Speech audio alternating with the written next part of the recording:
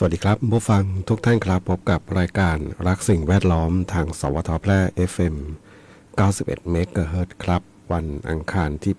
8 กรกฎาคม 2568 อยู่กับผมแสวงเป้าเพชรเป็นผู้ดำเนินรายการครับกลับมาพบกับท่านผู้ฟังกันเหมือนเช่นเคยครับนะเริ่มต้นกันในช่วงเช้าๆของการทำงานครับขึ้น 13 ค่ำเดือน 8 นะ 15 ค่ำวันที่ 10อสันหบูชานะครับวันหยุดเนาะอีกนับวันนี้ด้วยก็2วันนะวันหยุดยาวๆกัน4วันนะวันสำคัญทางพระพุทธศาสนาครับนะวันอาสาฬหบูชาวันเข้าพรรษานะครับนะแล้วก็หยุดเสาร์อาทิตย์นะสำหรับภารกิจงานที่ทำงานแบบหยุดวันหยุดพิเศษทั้งหลายนะครับนะส่วนคนทำมาค้าขายอาจจะบอกไม่ได้หยุดแล้วก็น่าจะ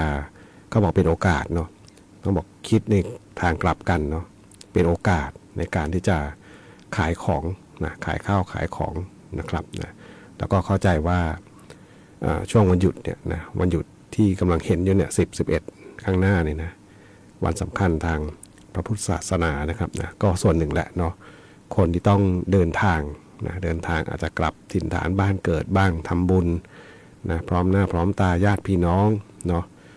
นะครับนะพบปะญาติพี่น้องกันนะแต่ว่าเข้าใจว่าไปเที่ยวแบบเริงเนี่ยน่าจะน้อยนะครับนะเพราะเป็นช่วงที่จะว่าไปสถานที่ท่องเที่ยวทั้งหลายก็นะมันก็ยังไม่ค่อยเหมาะเที่ยวหรอกนะฝนก็ตกอะไรประมาณนี้เนาะฝนก็ตกเฉอะแฉะนะแล้วบางที่บางแห่งนะที่เป็นที่เขาอาจจะต้องปิดเนาะบางที่เขาจะปิดเหมือนกันนะเพราะว่าช่วงที่ต้องพักฟื้นนะธรรมชาติต่างๆนะเดี๋ยวคงเห็นประกาศบ้างแหละเนาะว่ามีปิดที่โน่นที่นี่บ้างนะเพื่อที่จะให้ธรรมชาตินั้นได้ฟื้นตัวเนาะก็เรียกว่าวันหยุดวันสำคัญทางพระพุทธศาสนานะครับนะถ้าบางท่านบอกมาขี้เกียจเดินทางน้ำมันแพง วัด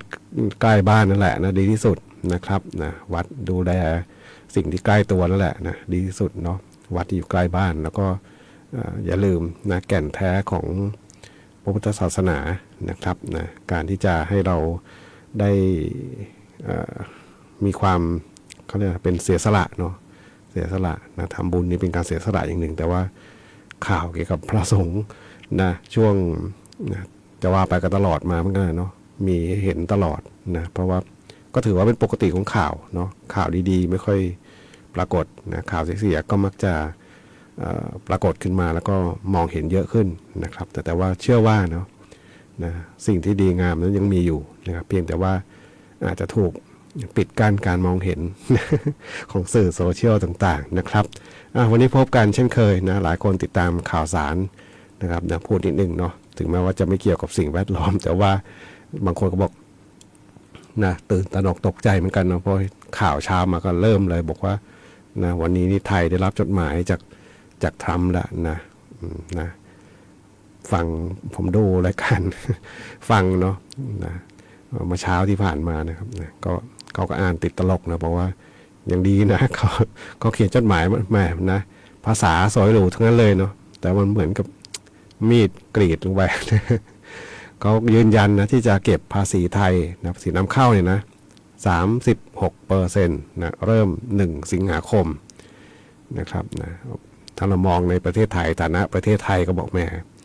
ทำไมโหดจังเนาะแต่มุมมองต้องมอง2 มุมเนาะเราเองก็ได้ดุลการค้าเข้ามาเยอะตลอดนะครับนะฉะนั้นเนี่ยนะก็เป็นธรรมดาเนาะเขาอาจจะต้องเหมือนกับเอาคืนบ้างนะมองในมุมของเขาเนาะเขาบอกก็ที่ฟังผู้สื่อข่าวก็อ่านตามคำแปลเขาก็เชิญชวนไทยไปลงทุนที่ประเทศเขานะนะก็ธรรมดาเนาะโลกเรานั้นต้องการความสมดุลนะใครจะยอมให้ถูกเอาเปรียบอยู่ล่ำไปเนาะก็เป็นปกตินะก็โดยที่ผ่านมาเราก็ได้เปรียบเขา ได้ดุลการค้าเขามากนะครับนะก็เป็นสิ่งหนึ่งที่ต้องติดตามนะครับนะเพราะบางอย่างก็มีผลกระทบกับไทยบ้างนะการส่งออกหรือแม้แต่ไทยที่จะไปเจรจาอะไรกับเขาอีกหรือเปล่าเนาะเรื่องของการนำเข้าบางอย่างที่เมื่อวานดูข่าวก็นะคนที่อาจจะได้รับผลกระทบก็คือการส่งออกการนำเข้าแบบ 0% นะหวังว่า อาจจะไม่มีมั้ง เป็นเรื่องการค้าการขายนะผู้จัดรายการไม่เก่งแต่ว่าถ้านำเข้า0%เนี่ยนะผลกระทบก็คือคนผลิตในไทยเนาะนะครับอย่างเนื้อหมูใช่ไหมเมื่อวานเนาะที่เป็นข่าวอยู่เนื้อสุกรอะไรต่างๆนี่เนาะหรือแม้แต่อะไรก็ตามนะที่นำเขาเข้ามา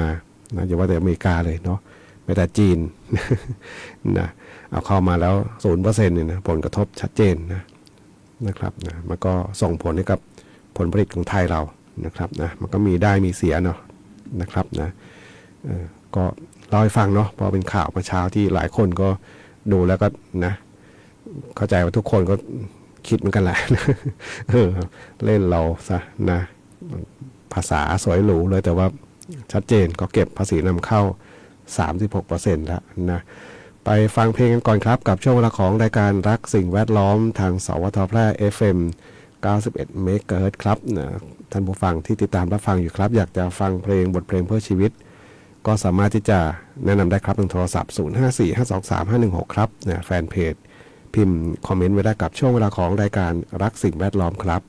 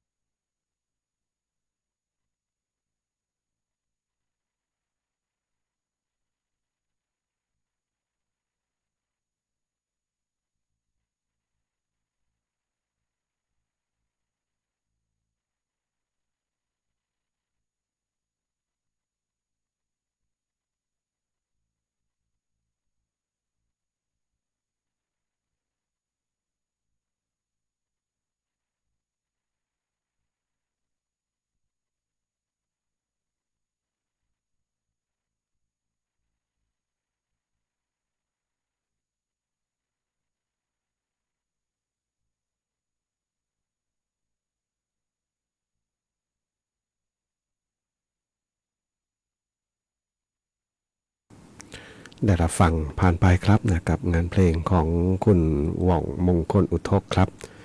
สำหรับบทเพลงพี่โป้งนะครับนะแล้วก็เพลงก่อนหน้านี้เป่าบุญจิ้นกับคนตัดไม้นะฟังดนตรีโจ๊ะๆเนาะแต่ว่ามีความหมายเหมือนกันนะสำหรับเพลงที่จบไปเนาะตั้งแต่ในอดีตจนถึงปัจจุบันนะครับนะมองด้านหนึ่งก็คือพยายามนะ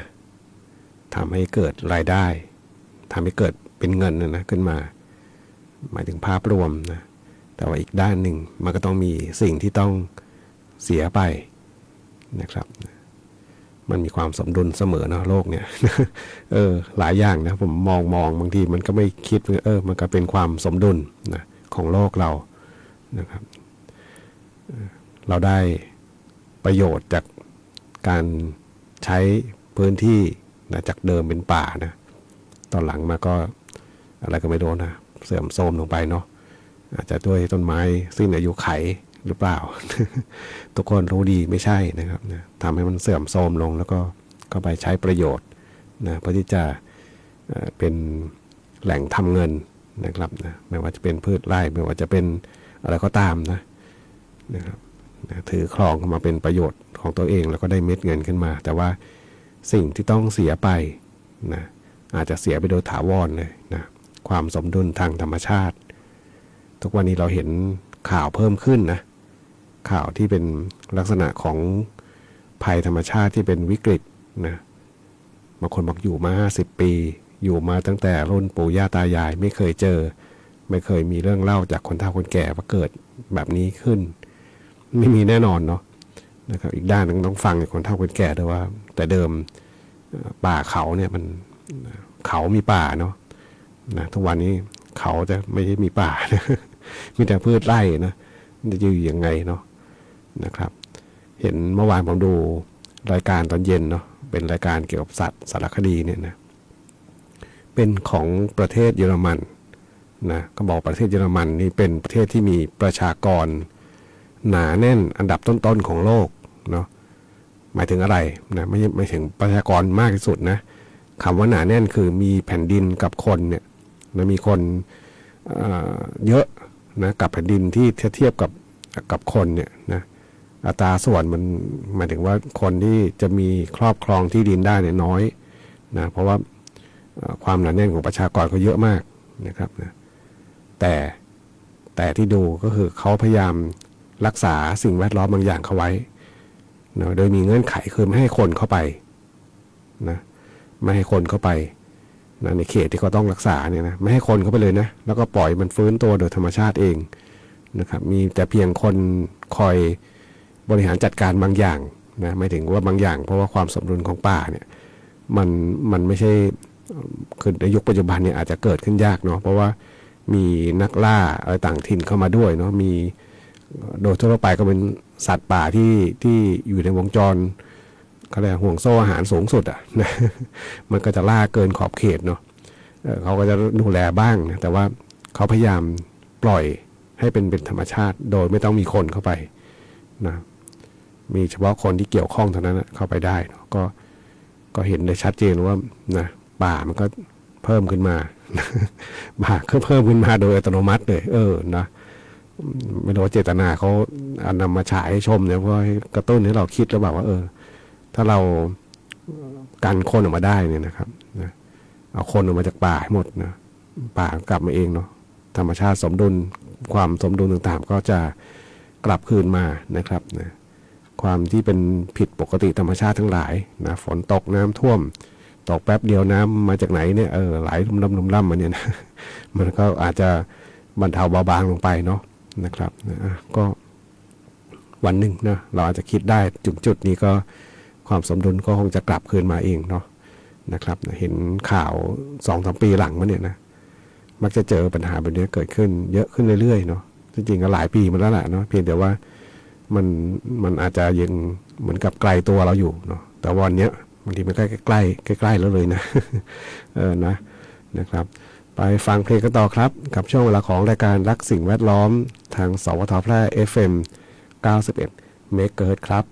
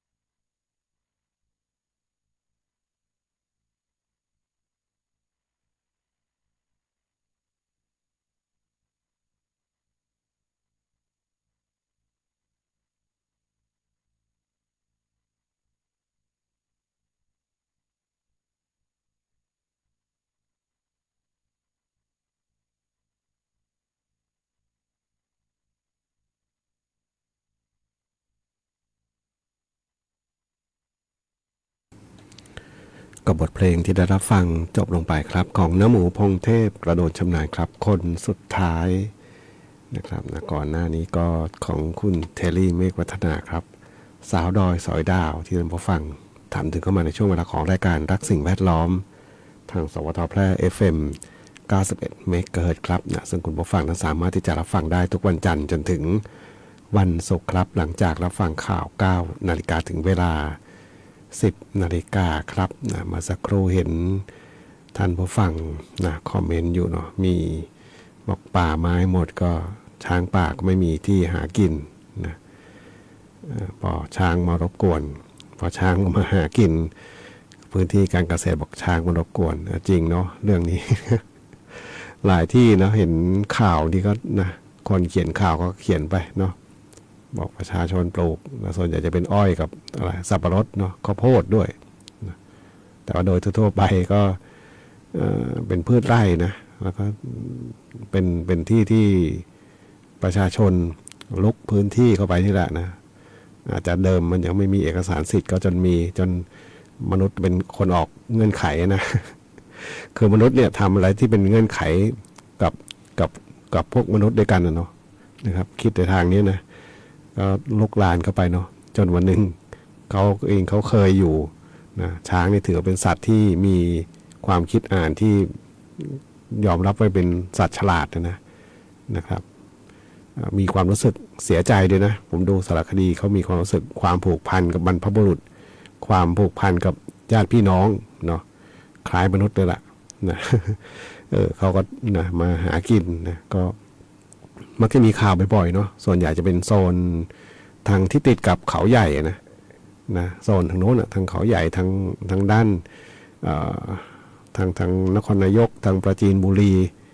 ทางอะไรโคราชนะมันจะติดต่อเยอะเนาะแล้วก็ไปอีกสักที่สองที่นี่แหละนะครับนะที่เคยเป็นพื้นที่ป่าแล้วก็ถูกประชาชนลุกเข้าไปทำกินนะครอบครองเป็นพื้นที่ทำกินไปเนาะอาจจะระยะเวลาสักช่วงระยะไม่นานนะครับนะเนิ่นคือไม่ได้นานมากนะครับนะสัตว์ป่านี่ก็มีพื้นที่หากินน้อยลงเนาะนะครับก็เป็นที่ชัดเจนแหละนะว่ามนุษย์ลุกพื้นที่ป่านะเพียงแต่ว่าเราเองก็พยายามนะมนุษย์เองพยายามทำให้เขาเรียกนะพยายามก็รักษาความสมดุลไว้แต่ว่ามันยากเนาะต้องยอมรับว่ายากนะที่จะรักษาความสมดุลตรงนี้ได้ได้ก็ต่อเมื่อไม่มีมนุษย์อยู่ตรงนั้นนะครับขอบคุณผู้ฟังนะที่คอมเมนต์อยู่แล้วก็เห็นพอดีผมก็เลยเห็นท่านผู้ฟังคอมเมนต์อยู่บอกว่าหากอะไรนะนำกฐินเทพามาปลูกพื้นที่ว่างนะหญ้าจะไม่ขึ้นไม่จริงมั้ง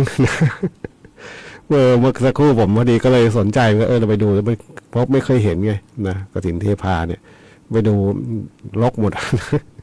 เขามีคนปลูกแล้วทำเป็นลักษณะสวนป่าเนาะนะเขาปลูกก็จะใช้ประโยชน์จากไม้กฐินเทพานะเป็นไม้ที่ใช้ทำเป็นเยื่อกระดาษเนาะแล้วก็อะไรเป็นลักษณะไม้ก็บอกไม้แปรรูปง่ายแสดงว่าไม้เนื้ออ่อนเนาะนะครับแล้วก็เป็นไม้ต่างถิ่นนะเป็นไม้ที่เคยขึ้นในป่าชายเลนของดูเหมือนจะเป็นออสเตรเลียไหมเมื่อสักครู่ผมอ่านข้อมูลอยู่เนาะไม้ต่างถิ่น สนใจว่าไม่ใช่สนใจจะปลูกหรอกพี่ว่าไม่เคยได้ยินชื่อเหมือนกันแต่ไม่เคยรู้ข้อมูลมาก่อนก็เลยลองพิมพ์คำค้นดูแต่รกมากนะเห็นในสวนป่าที่เขาถ่ายทำมาเนี่ยนะกฐินเทพานี่แหละนะครับขอบคุณผู้ฟังเนาะที่เห็นคอมเมนต์อยู่แล้วก็ติดตามเพลงเพื่อชีวิตในช่วงเวลาของรายการรักสิ่งแวดล้อมเข้ามาครับไปฟังเพลงกันต่อครับกับช่วงเวลาของรายการรักสิ่งแวดล้อมทางสวทแพร่ FM 91 เมกะเฮิรตซ์ครับ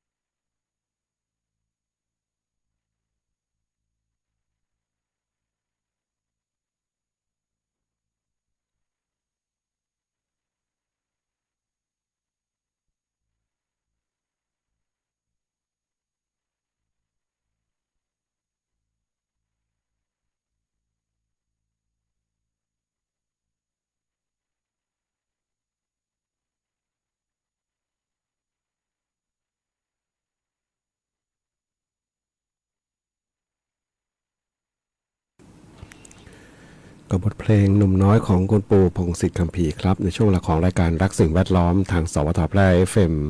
91 เมกะเฮิรตซ์ครับวันอังคารที่ 8 กรกฎาคม 2568 ครับนะใกล้ถึงสัปดาห์นี้มีวันหยุด 2 วัน 10 11 เนาะท้ายๆสัปดาห์ก็คาดว่าจะมีคนเดินทางเยอะนะครับนะการเดินทางเที่ยวบ้างนะครับโดยส่วนใหญ่จะเป็นเรื่องของงานบุญเนาะแล้วก็กลับถิ่นฐานบ้านเกิดกันนะเพราะจะเที่ยวที่ท่องเที่ยวก็อย่างว่าแหละเนาะหน้าฝนนะฝนเยอะเนาะปีนี้นะครับนะแต่ว่าถ้าเที่ยวก็ให้มีความสุขกับการท่องเที่ยวนะครับนะดูพยากรณ์อากาศบ้างนะกันเนาะเพราะว่าช่วงนี้นะการติดตามข้อมูลข่าวสารเกี่ยวกับพยากรณ์อากาศนะหรือว่าเชื่อว่าทุกคนมีสมาร์ทโฟนเนาะนะครับดูพยากรณ์อากาศบนสมาร์ทโฟนมันก็มีเนาะเทียบเคียงได้เนาะมีการคาดการล่วงหน้านะผมว่าใกล้เคียงนะเคยดูแล้วก็มันก็ใกล้เคียงแหละเนาะเพราะว่าเขาจับเขาเรียกนะมีการเช็คข้อมูลต่างๆนะกับดาวเทียมนะซึ่งก็จะมีการเช็คความชื้นทิศทางลมต่างๆเข้ามาประมวลผลแล้วก็มีข้อมูลให้เราได้รู้นะครับวันนี้พยากรณ์อากาศนะครับภาคเหนือมีฝนฟ้าคะนอง70%ของพื้นที่มีฝนตกหนักบางแห่งบริเวณจังหวัดแม่ฮ่องสอนเชียงใหม่เชียงรายพะเยาน่านแพร่ตากพิษณุโลกและเพชรบูรณ์ครับนะก็วันนี้พื้นที่เมืองแพร่เป็นสีเหลืองนะครับนะเป็นสีเหลืองมีรอบๆเลยเนาะนะครับนะแพร่น่านพะเยาเชียงรายเชียงใหม่แม่ฮ่องสอนตากนะครับ